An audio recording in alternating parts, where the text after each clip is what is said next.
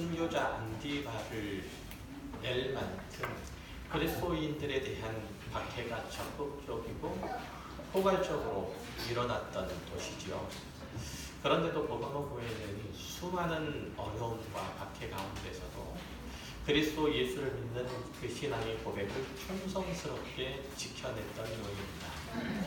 주님께서 거기에 사탄의 권자가 있다라고 말씀하실 만큼 그리스 신과 그리고 로마 황제를 위한 신전에 참여하는 것들을 이 모양 저 모양으로 많이 강요를 받았음에도 불구하고 믿음의 인내를 경주하였던 교회로 이렇게 주님께서 평가를 하시죠. 그래서 주님께서 이 교회의 수고와 인내와 충성을 아신다라고 분명하게 말씀하세요. 그러나 아이러니하게도 그렇게 충성스러운 믿음을 가지고 있는 그 열매를 가지고 있는 교회 안에도 니골라당의 행위를 따르는 이들이 있었다는 거죠. 오늘 본문에서 니골라당의 행위는 지난 시간에도 설명을 했던 바와 같이 민수기 25장에 기록된 발람의 교훈과 동일시되고 있어요. 이방의 선지자 발람이 출애굽한 이스라엘 백성들에게 와서 모압 족속이 섬기는 신을 섬기도록 유혹하고 종용한 사건이잖아요. 그것들을 통해서 발람은 금전적인 이익을 얻고, 그리고 모압 왕 발락은 이스라엘 백성들이 자신들을 침략하지 못하도록 하는 그러한 이익을 보고자 했다는 것이죠. 그래서 이 발락이 발람을 시켜서 이스라엘 백성들을 저주하라 이렇게 말했는데 그것이 뜻대로 잘 되지 않아서 이제 발람이 돈이 탐나서 이스라엘 백성들 가운데 한 가지 깨를 냈죠. 모압 신을 섬기고 그리고 그들에게 가서 그들과 함께 지내던 그 선을 섬기는 이 모압 사람들과 함께 즐겁게 지내도록 그렇게 유혹하고 종용을 하게 됐죠. 그러자 그 이스라엘 사람들이 모압 신전에 가서 그 제사에 참여를 하고 그리고 그 음식을 먹고 즐기고 신전 창기들과 은행을 저지른 사건, 이게 발람의 사건이에요. 이런 이스라엘 백성들의 행위들, 이것은 혼합주의의 전형이었다라고 말씀을 드렸어요. 그죠? 기억하시죠? 네. 그들은 결코 하나님을 믿는 신앙을 버리지도 않았고 또 그럴 생각도 없었어요. 다만 요단강 동쪽 가나안 땅에 살고 있는 모압 족속들과 어울리고 그들이 믿는 신들도 함께 섬긴다면 몇 가지 면에서 더 좋을 거라고 그렇게 판단이 들었다는 거죠. 그 첫 번째가 뭐였냐면 하나님은 산지의 신이고 전쟁의 신이니까 자기네들이 가나안 평원에 들어가게 되면 비와 바람과 풍요와 다산을 신인 이 발을 섬기는 것도 그다지 나쁘지 않을 거라고 그렇게 판단되었던 거죠. 그리고 그 두 번째가 뭐였냐면 모압 족속과 어울려서 확친을 하면 그들과의 마찰이나 전쟁도 피할 수 있을 거라는 계산이 밑에 깔려져 있었어요.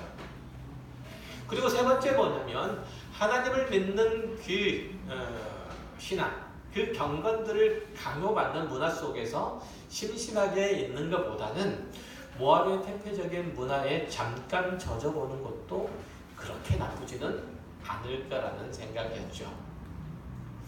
버가모 교회 성도들은 밖으로부터 오는 박해를 잘 견뎠어요. 그렇지만 그 중에 어떤 이들은 매일매일 겪는 현실적인 부딪힘, 사소한 갈등 속에서 오로지 하나님만 따르고 순종하는 태도를 꺾고 자신의 육체가 요구하는 배부르고 편안하고 안전한 길들을 택하는 것들도 그렇다고 해서 자신이 하나님을 온전히 섬기는 것을 포기하는 것도 아니니까 그것도 괜찮다라고 여겼다는 거죠.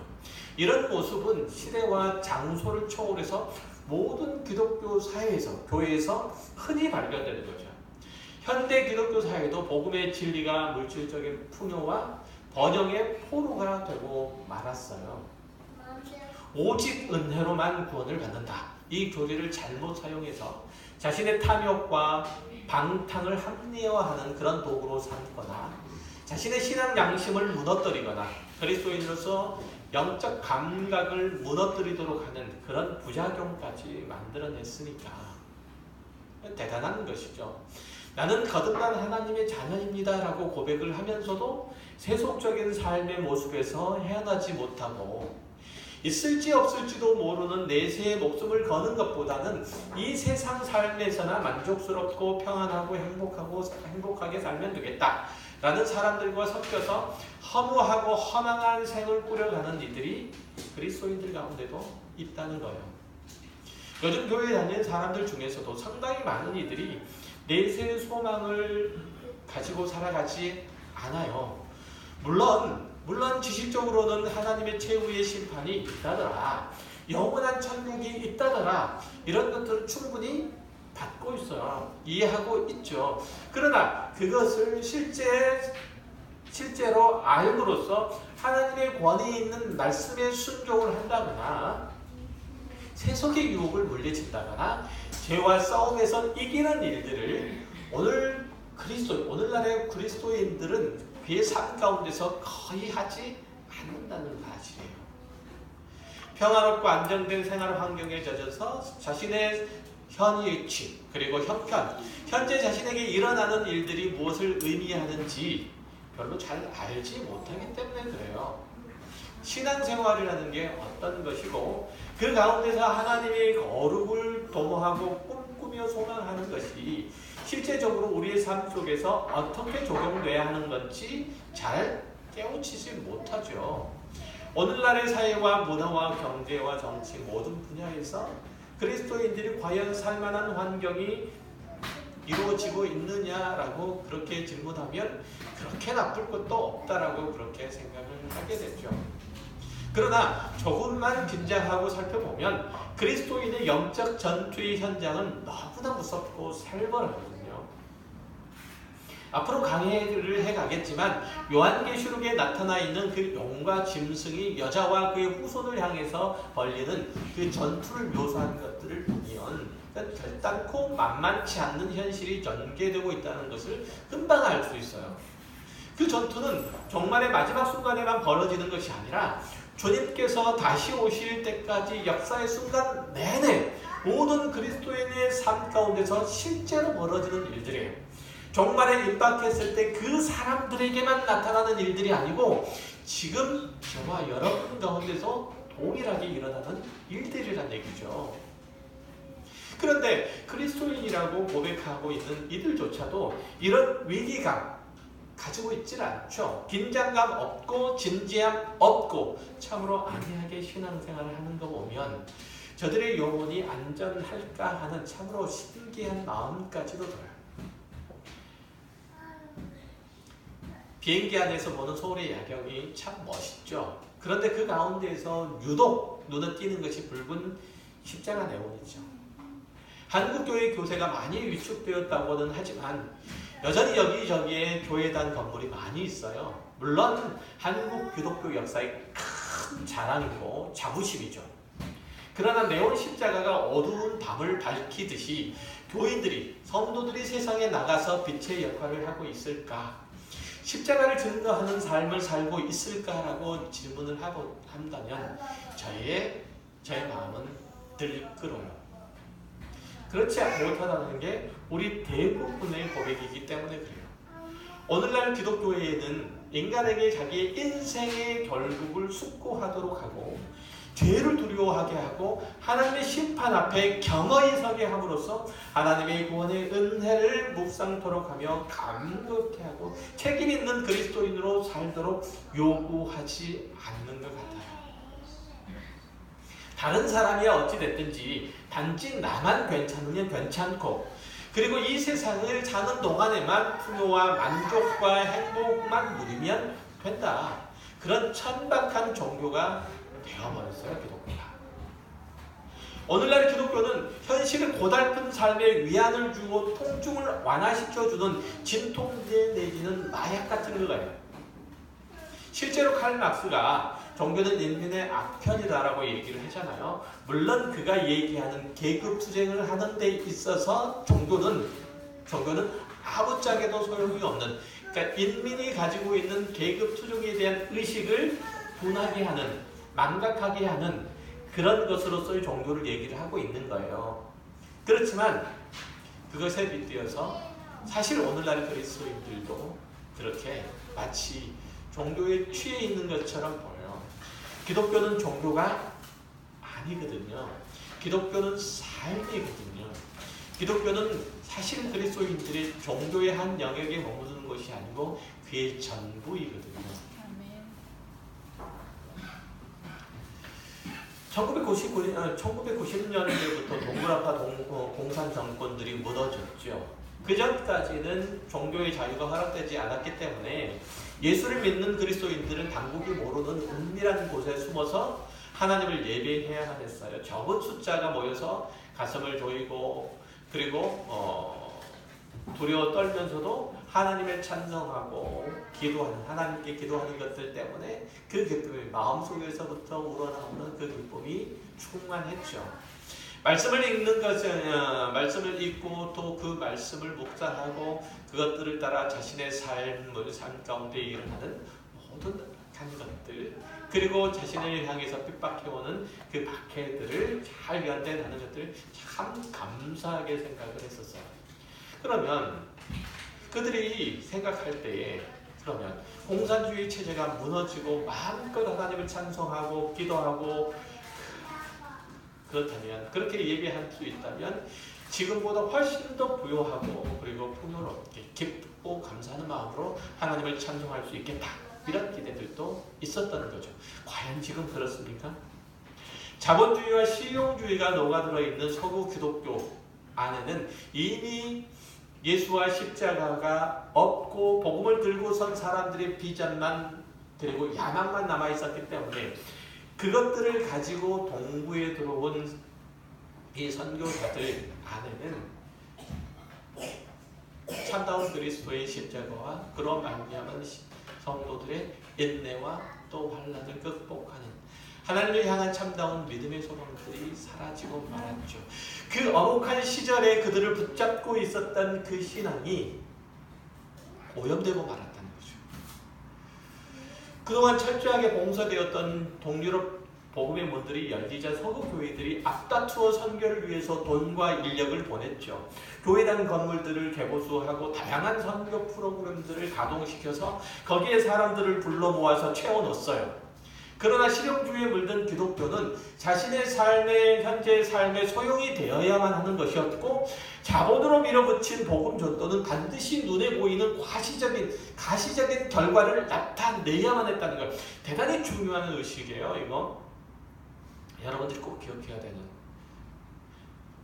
하나님의 사랑으로 새로워지고 성숙해지는 일들은 영원해지고, 십자가를 지고 그리스도를 따라가는 순례자의 길은 잃어버리고 모여서 들썩거리고 쿵쾅거리는 일들로 기독교 신앙을 대체해버린 거예요. 오늘날 기독교는 인간의 삶과 마음 깊은 곳에 숨어있는 죄까지 숨김없이 드러내서 회개케 하고 하나님의 자비하심과 긍휼하심으로 용서를 얻고 그 구원의 은혜로 새 사람으로 변화되는 것에 대해서는 크게 관심이 없어 보여요. 어떻게 하면 내 교회를 키워낼까? 어떻게 하면 그 외형을 아름답고 그리고 멋지게 꾸며낼까? 어떻게 하면 여러 가지 좋은 프로그램을 가져다가 사람들에게 조금이라도 유익이 돼서 교회에 올 만한 그 근거를 만들어줄까? 여기에만 관심이 있어 보이죠. 하나님은 나에게 어떤 복을 주실지, 어떤 유익이 될 것인지에 대해서만 온갖 신경이 곤두서 있죠. 그러다 보니까 예수를 믿어서 구원을 얻고 천국에 간다라고 하는 복음의 핵심들은 현재의 삶의 어려움과 곤궁들을 극복하는데 전혀 도움되지 않는 거예요. 그래서 성도들은 그것을, 그러한 복음의 핵심들을, 그 정수들을 자신의 관념 그리고 의식 속에 안에 밀어 넣어버림으로써 신앙인으로서 실질적인 삶과는 유리시켜버리는 거죠. 그러니까 그 복음의 핵심은 뭐에만 있어요? 자기 의식, 관념 속에서만 있지 자신의 삶을 움직이거나 감화시켜서 책임있는 그리고 힘있는 그리스도인으로서 이 세상을 승리하면서 살아가도록 하지는 못한단 말이죠. 그러자 목사가 강단에서 전하는 말씀도 십자가, 구원, 천국, 소망, 환난, 인내 뭐 이런 것들 말고 성도들의 현실에 도움이 되고 위로가 되고 유익이 되는 그런 말씀을 해달라. 말씀이 현실에 실제로 적용되어 훌륭한 삶을 살 수 있도록 해달라. 이렇게 요구를 하고 있단 말이죠. 그래서 요즘은 민방위 훈련회 같은 데 가면 소양 강사들이 나와서 강의하는 내용과 같은 설교들이 환영을 받고 자기 개발서에서나 나올 법한 그런 얘기를 하는 목사들이 유명 인사가 돼요. 왜냐하면 편안하고 듣기 좋고 보람이 없기 때문이죠. 그런 설교에는. 마음이 훈훈해지고 삶의 위로가 되기 때문에 그래요. 이들은 기독교의 가르침도 사람에게 희망이나 용기를 줄 필요가 있다고 생각을 해요. 전혀 이해가 되지 않는 말은 아니에요. 그러나 우리에게 참된 위로와 소망을 주는 것은 인간의 잠재적인 능력이 발휘된 미담이나 미래에 대한 가능성을 보여주는 테크놀로지의 발전에 관한 얘기가 아니란 말이죠.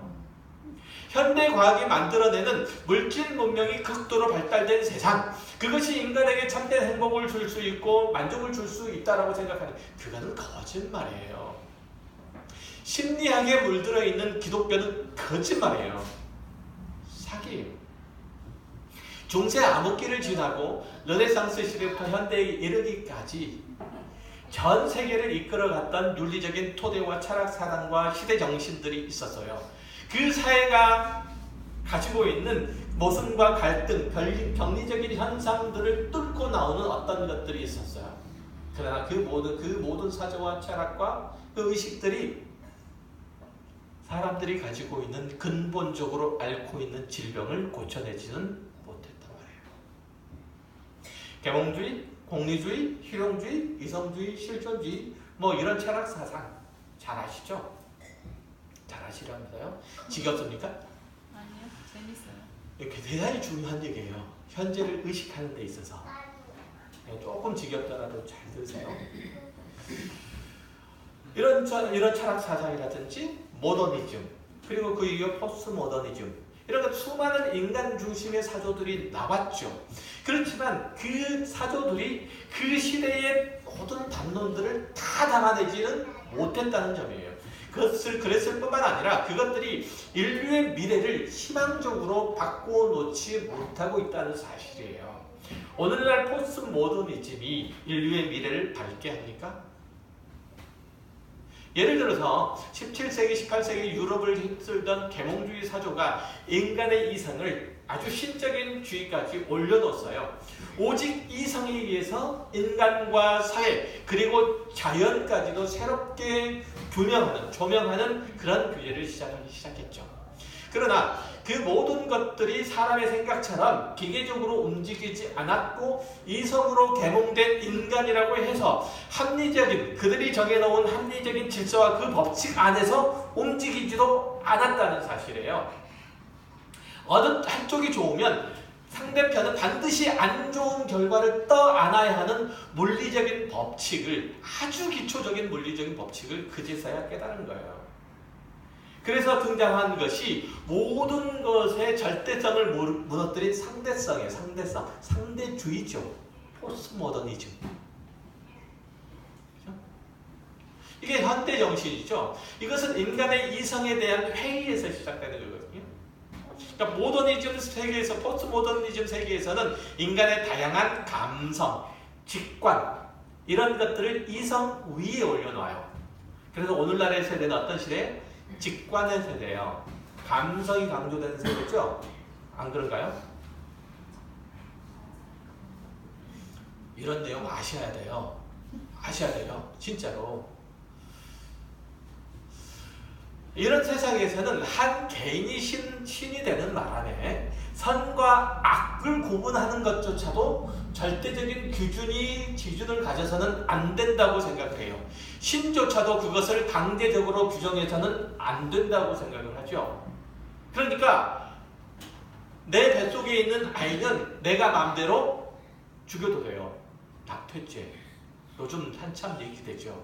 낙태죄를 폐지해야 된다. 아니면 그대로 존치시켜야 된다. 말이 많잖아요. 내 뱃속에 있는 아이의 생명이라고 그게 내 게 아닙니까? 내 겁니까? 내가 마음대로 쥐었다 뺐다 할 수 있는 물건입니까? 근데 이게 나에게 있어서 나의 앞길에 대해서 내 인생에 대해서 장애가 된다면 얼마든지 제거해도 괜찮다 라고 하는 거예요. 그러니까 포스트 모더니즘 사회에서는 가능해요. 그런 얘기가. 이런 사회적인 흐름들 속에서 기독교가 내세우는 절대 진리 그리고 예수 그리스도를 통해서만 구원을 얻을 수 있다는 교리는 독선적이고 야만적이라고 취급을 받죠. 물론 포스트 모더니즘에서는 기독교를 거부하지는 않아요. 하지만 기독교가 요구하는 그 절대성 이건 인정하지 못하겠다는 거예요. 다른 종교가 주장하는 여러 진리 중 하나 이렇게만 보자는 거죠. 그러니까 기독교가 믿고 섬기는 하나님의 절대 권위를 가지고 있는 존재라고 인정하지도 않는 거죠. 신조차도 상대화 시켜버린 거예요. 하나님마저도. 그러자 어떤 문제가 생겼느냐면 현실적으로 보면 부모나 선생이나 위의 어른들이나 윗사람의 권위가 실종되어 버리는 거예요. 오늘날 지나가다가 고등학생들이 중학생들이 길거리에서 담배 피우고 있으면 누가 뭐라고 합니까? 뭐라 못해요. 얻어 터질 것 같으니까. 그렇죠? 어른이라도 뭐라고 하면 자기에게 듣기 싫은 소리를 하면 두들겨 패는 세상이 되어버린 거예요. 권위가 실종되어 버렸으니까. 요 며칠 전에 중학교 3학년 학생이 학교 옥상에 가가지고 투신 자살해 버렸어요. 이유가 뭐였었냐면 선생님이 친구들이 벌을 보는 앞에서 벌을 줬다는 이유였어요. 누구의 잘잘못을 따지자는 것이 아니라 권위의 상실이 가져다주는 문제를 지금 제가 지적하고 있는 거예요. 그런데 이런 포스트모던 사상이 교회에게까지 파고 들어온 거예요. 설교 강단에서 복음의 절대성을 강조하는 것. 쉽게 말하면 예수를 믿으면 천국을 가고 안 믿으면 지옥을 갑니다라는 것마저도 마음대로 선포할 수 없는 세상이 된 거예요. 결혼은 남자와 여자가 하는 겁니다라고 강단에서 이렇게 말하면은요, 이거는 큰일 나요. 큰일 나요. 미국에서는 적어도. 우리나라에 아직이지만 미국은 벌써 그렇잖아요. 성도들이 자신의 취향을 따라서 설교자를 평가하고 고르는 시대가 된 지가 오래됐죠. 우리 목사는 말씀도 잘하고 잘 전하고 은혜도 많이 받지만 그런데 영원에 대해서 심판에 대해서 그 이후에 있는 하나님의 형벌에 대해서 그리스도인의 환난에 대해서 그리고 그리스도인의 거룩에 대해서 생각하는 것은 얘기하는 것은 나와 생각이 많이 달라. 그것들이 포스트 모더니즘의 영향이에요. 성경이 가르치는 것 이런 것들 중에서 우리에게 필요한 것들은 취하고 인정되고 납득되는 것들만 선택하면 된다 라는 거죠. 그러니까 성경에 얘기하는 것들이 전부 다 진리는 아니다. 내가 옳다라고 여기는 것만 선택을 하면 된다는 거죠. 이런 태도가 바로 포스트모더니즘, 현대주의가 만들어낸 의식이에요. 이런 세상에서 복음의 진리를 따르는다는 게 가능할까요? 예수를 나의 주로 고백하는 것이 현명한 행동일까요? 이런 세상에서? 예수가 나의 주시다라는 신앙의 고백은 그냥 입에 발린 소리가 아니잖아요. 예수는 나의 주인, 나는 그의 종, 하인이라는 뜻이고 그 관계 속에서 종의 종 개인의 생각이나 감정, 형편 이거는 아무것도 아니에요. 중요하지 않아요. 그냥 주인의 명령에 따를 것인가 말을 것인가 이게 바로 종과 주인의 관계예요. 퀴리오스와 그리고 둘로스의 관계예요. 그러니까 주님께서 말씀하셨기 때문에 그냥 따를 뿐이다. 이것이 나에게 손해가 되든지 유익이 되든지 그건 중요하지 않다. 이게 성경이 얘기하는 건데 그게 내가 예수를 주로 고백한다는 얘기인데 여러분 그걸 여러분이 쉽게 수긍할 수 있겠습니까? 수긍할 수 있겠어요? 그렇다면 정말 다행이고 저는 참 행복한 목사예요. 요즘 많은 성도가 신앙을 갖는 목적을 자신의 평안, 기쁨, 만족, 위로 이런 것에 두죠. 물론 그것도 중요하지만 더 근본적으로는 모든 것들이 예수를 주님으로 삼고 살아가는 것, 하나님과 원수된 자리에서 벗어나서 친밀한 하늘 아버지로서 사랑의 관계를 회복하는 것에서 나와야 되는 거예요. 성경 말씀이 진리인 줄 알고 그것이 가르치는 바, 그 모든 진리의 말씀들이 여러분의 마음을 무겁게 하고 어두운 마음들을 밝혀서 여러분의 얼굴들을 새빨갛게 만들고 여러분의 죄악들을 낱낱이 드러내서 난 안 되나봐 이런 무력감에 빠뜨린다 할지라도 여러분은 오히려 그것을 사모해야 되는 거예요. 그것을 사모해야 되는 거예요. 시대가 변하더라도 그 정신이 무엇을 가르치더라도 참된 그리스도인은 복음을 살아내야 돼요. 그래서 상대주의와 종교다원주의가 힘을 얻어가는 이 시대에서 오직 그리스도 안에서만 참된 진리와 생명이 있음을 드러낼 수 있어야 된다는 거죠. 그게 여러분들이 이 땅 가운데 구원을 받은 하나님의 백성으로서 부름받은 이유예요. 사명이에요. 요한복음 14장 6절에서 예수께서 이르시되 내가 곧 길이요 진리요 생명이니 나로 말미암지 않고는 아버지께로 올 자가 없느니라. 절대 진리요. 진리는 배타성을 가질 수밖에 없어요. 이 말씀이 절대적으로 우리의 신앙을 붙잡고 있어야 되고 로마서 10장 9절이 선포하는 바와 같이 내가 만일 내 입으로 예수를 주라 시인하며 또 하나님께서 그를 죽은 자 가운데서 살리시는 것을 내 마음에 믿으면 구원을 받으리라. 이 말씀대로 예수가 세속의 가치와 질서 가운데서 여러분을 구원해서 하나님의 자녀로서 새롭게 빚으시고 계심을 삶으로써 시인해야 돼요. 여러분이 살아가는 삶 속에서 시인해야 돼요. 사도 베드로는 성령 하나님께서 말씀하시게 하심을 따라서 사도행전 2장 36절 이하에서 보면 그런즉 이스라엘 온 집은 확실히 알지니 너희가 십자가에 못 박은 이 예수를 하나님이 주와 그리스도가 되게 하셨느니라 하니라.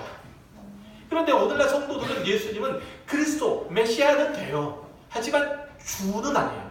주인은 아니에요. 그 반쪽짜리 복음이죠. 그것은 유대인들이 예수님을 메시아로 인정하기를 거부하는 것과 똑같은 거예요. 자신들에게 유익이 되고 도움이 되는 그리스도는 충분히 인정하고 받을 수 있지만 삶의 주인으로서 우리를 주관하신 예수, 그건 못 따르겠다. 십자가를 진 예수를 따라서 나에게 맡겨진 십자가를 져야 된다. 이건 안 돼요. 그러나 아무리 외면하고 아무리 부인한다 할지라도 하나님은 우리를 지으신 분이세요. 우리의 주권자라는 뜻이에요. 우리의 인생의 목적은 그분이 정하세요. 여러분이 정하시는 게 아니고 우리는 그분에게서 낳고 그분의 통치와 주권 아래서 자라고 있고 그분에게로 돌아갈 거예요. 만물이 그에게서 말미암고 그에게로 돌아가는 것처럼 여러분도 그 만물과 같아요. 만물 중에 하나예요. 하나님은 우리 모든 것이 되시는 분이세요. 믿으십니까? 아멘. 그 동의하셔야 돼요. 동의하셔야 돼요. 그는 우리의 조력자가 아니세요. 마치 알라딘의 요술 램프에 나오는 거인처럼 필요할 때마다 기도하면 나타나셔서 이번에는 뭘 도와줄까요? 이렇게 굽신거리시는 분이 아니세요. 하나님이 우리의 인생의 뜻과 계획을 아셔야 하는 분이 아니라 오히려 우리가 우리를 구원하시고 그 자녀 삼으신 하나님의 뜻과 계획을 물어야 하고 또 물은 그것에 대해서 기꺼이 순종해야 되는 거예요. 아멘. 나는 나와 내 가족에 대해서 이런저런 소원과 계획들이 있는데 하나님께서 그것들을 들어주실까? 안 들어주시면 무슨 다른 대책이라도 세워야 하는 게 아닌가? 이런 마음으로 주위를 두리번거리는 행위는 발람의 교훈을 따르는 것이고 니골라 당의 행위를 담는 거예요. 니골라 당의 행위를 담는 게 다른 게 아니에요. 자신을 그리스도인이라고 인정하는 이들 중에서 많은 이가 실제 생활 가운데서 물질 만능주의와 세속주의 그리고 소비주의의 포로가 되어 있는 사람들이 많죠. 지난주에도 선교사님이 얘기했던 것처럼 야고보서 1장에서 얘기하는 성전에 들어온 두 사람에 대한 평가, 화려한 옷을 입고 가락지를 끼고 그리고 아주 멋지게 당당하게 공부도 당당하게 들어온 사람은 어서 오십시오. 앞쪽으로 앉으시죠. 누추하고 남루한 의복을 입고 있는 사람은 뭐 저기 뒤에서 앉든지 내 발등상에 되든지 뭐 네 알아서. 이게 뭐예요? 물질 만능주의, 소비주의에 쩌들어 있는 사람의 의식이에요. 태도예요. 교회마다 그렇잖아요. 비싼 벤츠를 타고 교회를 오는 성도들은 어서 오십시오. 작은 차를 타고 오는 성도들은 저쪽에 있던 새 차를 세우든지 길가에 차를 세우든지 자리 없으니까, 교회 주차장 자리 없으니까. 오늘날 교회의 모습이에요. 옆에 있는 성도가 하나님의 형상을 따라서 거룩하게 지음을 받은 존귀한 존재라는 인식보다는 어떤 상품을 얼마나 소비할 수 있는 능력을 갖춘 사람인지에 더 관심이 있어요. 쭉 한번 머리끝에서부터 발끝까지 스캔해보고 3,750만원짜리, 32만원짜리 답 나오잖아요. 저는 명품 저 신발은 명품 핸드백은 명품 다 답 나오죠. 그 관심을 갖죠. 우리가 사는 사회는 인간의 존엄성이 말살을 당하고 돈 때문에 사람을 죽이고 비용 절감이라는 구실로 생존권을 박탈당하고 있는데도 불구하고 이런 사회에 어떤 저항도 하지 못하고 그걸 오히려 당연한 일들이라고 여기죠. 생명 앞에서 경제의 효용성을 따지는 사람들의 무지막지함 앞에서 아무런 항의도 할 수가 없어요. 그리스도인이 예수 그리스도의 십자가 지심을 믿는 이들이 이런 행위나 태도야말로 반란의 교훈을 따르는 것이고 니골라당의 합세에서 세상과 짝하여 서는 거죠. 실제로 한국 사회에서 한국 사회는 우상숭배가 아주 가득한 곳, 만몬의 식민지임에 틀림없죠.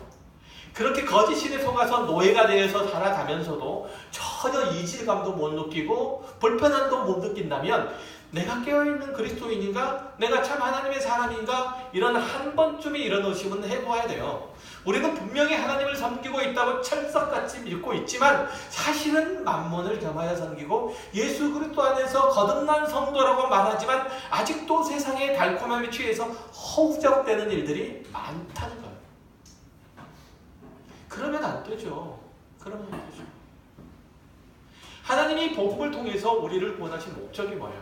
세상의 헛된 이론에 좌우되지 아니하고 육신의 평안함과 부유함에 자신의 정체성, 그리스도인이란 정체성을 잃어버리지 않고 하나님을 아는 지식으로 인해서 하나님께 복종하는 자로 변화시키고자 함이에요. 세상을 거슬러 하나님의 나라를 향해서 끊임없이 나아가는 자로, 그렇게 힘있는 자로 이 땅을 살아가도록. 그래서 세상이 저 사람은 도대체 그 힘이 어디서 나왔는지, 저 사람이 소망하고 꿈꾸는 곳이 이 세상의 것들이 아니면 도대체 무엇인지 알기를 소망하도록 그렇게 우리를 부르셨다는 거예요. 아멘. 고린도후서 10장 3절에서 이렇게 말해요. 우리가 육신으로 행하나 육신을 따라 싸우지 아니하노니 우리의 싸우는 무기는 육신에 속한 것이 아니요 오직 어떠한 견고한 진도 무너뜨리는 하나님의 능력이라. 모든 이론을 무너뜨리고 하나님을 아는 것을 대적하여 높아지는 것을 다 무너뜨리고 모든 생각을 사로잡아 그리스도에게 복종하게 하니 너희의 복종이 온전하게 될 때에 모든 복종하지 않는 것을 벌하려고 준비하는 중에 있노라. 믿으십니까? 믿으셔야 돼요. 하나님께서 우리를 구원하심은 우리가 그리스도께 복종케 하려 하심이라고 얘기를 하죠. 그의 삶과 죽으심을 모두 본받도록 하시기 위함이라는 거예요. 그가 복음을 전하는 삶을 사신 것처럼 우리도 복음을 위해서 살고 복음을 위해서 죽는 그런 자로 살아야 되는 거예요. 우리도 그렇게 충성해야 된다는 것이죠. 주의 복음을 따라 살지 않는데 어떻게 내가 전한 예수의 복음, 예수를 주로 그렇게 믿으라고 말할 수 있겠어요? 우리 그리스도인이 복음에 만족하지 않고 기뻐하지도 않고 뭔가 다른 것을 찾아서 여기저기 기웃거리고 두리번거리는데 믿지 않는 자가 누가 복음을 구원을 주시는 하나님의 능력이라고 그렇게 믿겠어요? 갈라디아서 6장 14절에서 그러나 내게는 우리 주 예수 그리스도의 십자가 외에는 결코 자랑할 것이 없으니 그리스도로 말미암아 세상이 나를 대하여 십자가에 못 박히고 내가 또한 세상을 대하여 그러하니라. 이런 신앙의 고백을 우리는 하고 있는 자예요. 여러분이 여기 나왔다는 것은 그걸 하고 있는 자예요. 그걸 하고 있는 자. 그 고백을 하고 있지 않다면 나가셔도 돼요. 근데 다 그런 고백을 하고 있다. 나가실라 진짜. 얼른 지금 주워 남는 거예요 지금.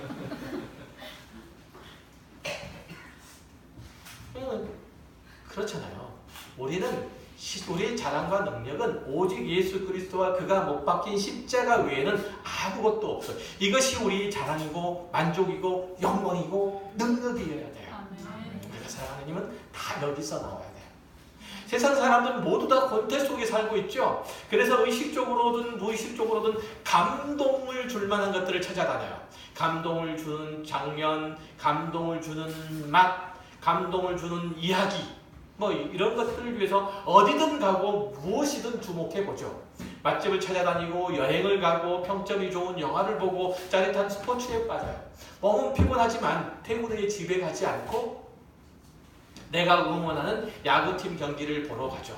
우리 팀이 지고 있는 9회 말 투아웃 만루 상황에서 딱 하는 소리와 함께 타자의 공이 외야 관중석에 딱 꽂히면 그야말로 감동이 쓰나미처럼 몰려오죠.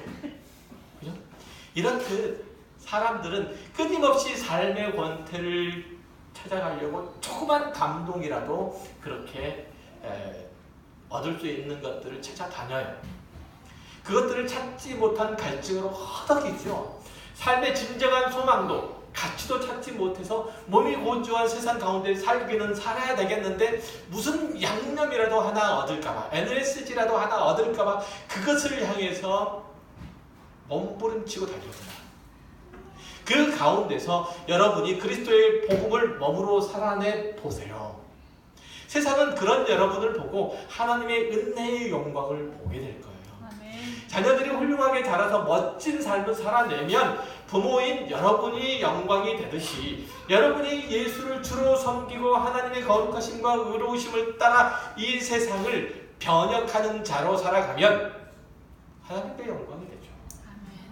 예수를 주로 고백하는 누구나 예수님의 종으로서 그 가치와 삶을 따라야 되는 거예요.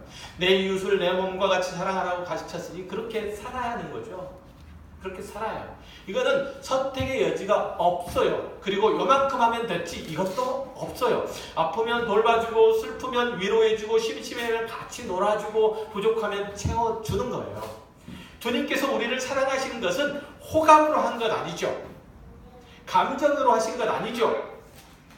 그렇죠? 시간으로, 성품으로, 인내로 사랑하신 거예요. 우리도 그런 사랑을 해야 되는 거예요. 70번씩 7번 사랑하라는 얘기는 횟수를 얘기하는 것이 아니라 끈질기게 성품으로 사랑하라는 얘기예요. 조건을 달지 말고 도와주어야 되고 횟수에 상관없이 용서해 주라는 거죠. 또한 주님께서 우리의 삶에 고삐를 쥐고 계시는 이심을 인정하고 그 지침을 따라서 순종하고 살아갈 때에 하나님께서 우리들에게 하늘의 신령한 것들로 더 좋은 혜택을 우리들에게 주실 것임을 믿어야 해요. 내가 그렇게 살아갈 때 하나님의 성품으로 하나님의 형상으로 날마다 새로워지는 것, 이게 나에게 있어서 세상이 주는 어떠한 상급보다 그 상보다 탁월한 상이다. 이게 나에게 있어서 면류관이다. 이렇게 믿으시고 그걸 쫓아가야 돼요. 우리의 소유도 사라지고 우리의 의지도 꺾이고 우리의 소망도 희미해질 수는 있지만 심지어는 우리의 존재도 소멸할 수도 있지만 우리의 주권자이신 하나님의 마음은 변치 아니하시고 그 약속을 어기지 아니하심을 믿고 살아야 돼요. 그럴 때야 비로소 하나님의 주권을 인정할 수 있고 그분께 충성을 바칠 수 있고 그 말씀에 순종할 수 있죠. 나에게 재정적인 손실이 일어나거나 생명의 위협이 닥칠 때에도 하나님께서는 능력이 무한하신 분이고 신실하기를 한이 없으셔서 그 선하신 뜻을 결단코 거스르지 않는 분임을 믿으셔야 돼요. 믿으실 때 그 다음에 우리의 행동이 있을 수 있어요. 그때 우리는 이 세상 사람들이 어떤 방법과 어떤 도구로 우리를 위협하고 으르더라도 거기에 휘둘리지 않을 것이고 오히려 그들에게 긍정적이고 선한 영향력들을 끼칠 수 있을 거예요. 이스라엘 백성들이 발람의 그 교훈에 휘둘리지 않을 수 있었어요. 뭐하면 하나님이 어떤 분이신지에 대한 온전한 이해와 믿음만 가지고 있었더라면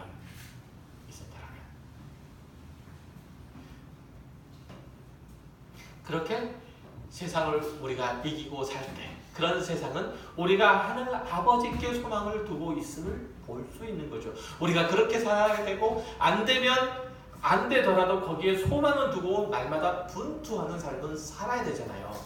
그렇죠? 내일 지금 당장 죽더라도 찍소리는 하고 죽어야죠. 그래도 그리스도의 자존심이 있는데 그렇잖아요. 자존심이 있는데 나도 쥐꼬리만큼이 하자 할지라도 저와 여러분이 그렇잖아요. 우리가 작은 쥐꼬리만한 자존심이 있더라도 그리스도인으로 그 쥐꼬리만큼이라도 써먹고는 죽어야 되잖아요. 이것들은 발람의 꾀 그리고 니골라당의 돈을 따르지 않을 필수적인 과정으로서 우리에게 주어진 것이래요. 2000년의 교회사를 살펴보면 시대마다 그 시대의 정치를 거슬러 살았던 믿음의 선조들이 죽기까지 저버리지 않는 그 믿음의 그 용맹스러움이 있었어요. 믿음을 지켜내기 위해서 사자굴에 들어가는 것을 마다하지 않았고 장작더미에 올라가서 화형을 당하기를 주저하지 않았죠. 모더니즘 사이에서 눈부시도록 발전하는 과학과 철학들을 앞세운 계몽 그리고 이성 앞에서 바보 취급을 당한 이들도 있었죠. 오늘날 포스트 모더니즘 사회 시대에 살아가는 우리는 어떻게 죽어야 할까요? 그리스도의 복음을 몸으로 살아내는 거죠. 모든 것들을 상대화시키고 다원하는 세상에서 절대 진리를 외치고 그것을 따라서 충성스럽게 살아가는 거예요. 대충 믿어도 되고 비슷하게 믿어도 되고 적당하게 타협하도 괜찮다고 여기는 현대 기독교의 흐름을 거부하고 신실한 주님의 충성된 종으로 절대 진리를 믿는 참 하나님의 자녀로 그렇게 살아야 해요. 아멘. 그러려면 말씀을 늘 묵상하고 연구하는 일들을 게을리하지 않아야 돼요. 오늘 여러분이 그래도 말씀을 잘 들어주셔서 고마워요. 정말 고마워요. 근데 이런 말씀 꼭 들으셔야 되잖아요. 꼭 들으셔야 돼요. 그리고 새기셔야 돼요. 그래야 분별할 수 있는 능력이 생겨요. 책 안 읽으실 거잖아요. 책 안 읽으실 거잖아요. 그러니까 제가 대신 읽어서 드릴 테니까 제 말씀이라 좀 잘 들으세요. 아멘. 분명히 나 다 봤어. 저 다시 한번 내가 녹화하는 거 재생시켜가지고 누구 목소리인지 다 분별할 거야. 아멘 한 사람들 그냥 다 확인할 거야. 꼭 그렇게 사셔야 돼요. 그렇게 사실 때 내가 그리스도인다운 모습, 훌륭한 모습, 그래도 제법 똘똘한 모습이 우리 앞에 있게 되는 것이죠. 그러니까 자신의 신앙이 순결하지 못한 것, 그리고 자신의 안목이 지혜롭지 못한 것, 자신의 삶이 거룩하지 못한 것들은 다른 사람 탓을 할 게 못 돼요. 목사 탓할 게 못 돼요. 뭔가 잘못됐고 성경의 가르침에 위배된다고 생각이 되면, 성경의 정신을 위배한다고 생각하면 거기서 나와야지요. 거기서 채울 수 없으면 나라도 그것을 붙잡고 씨름해야죠. 씨름해야 돼요. 그것은 여러분이 이 세상에서 먹고 사는 문제에 허덕이는 것과 별개로 이루어져야 돼요. 그것 때문에 이게 매몰되면 안 돼요.